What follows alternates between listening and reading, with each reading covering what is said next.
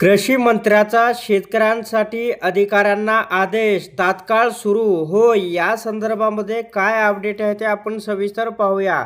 महाराष्ट्र राज्याचा कृषी मंत्री म्हणून पदभार घेतल्यानंतर प्रथमच आज कृषी विभागाचा आढावा घेतला असल्याचं कृषी मंत्री दत्तात्रय भरणे यांनी म्हटलं आहे. तर आपला विभाग हा शेतकऱ्यांच्या दृष्टीने खूप महत्त्वाचा विभाग आहे. शेतकरी जगला तर आपणही जगू.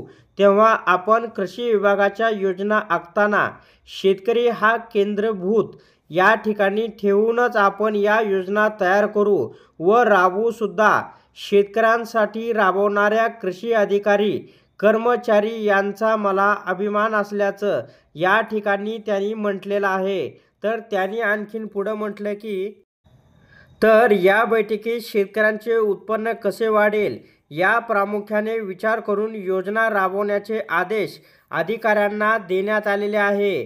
तर शेतकऱ्यांना नवनवीन तंत्रज्ञान उपलब्ध करून देता येईल या दृष्टीने सुद्धा विभागाने काम करणं आवश्यक आहे.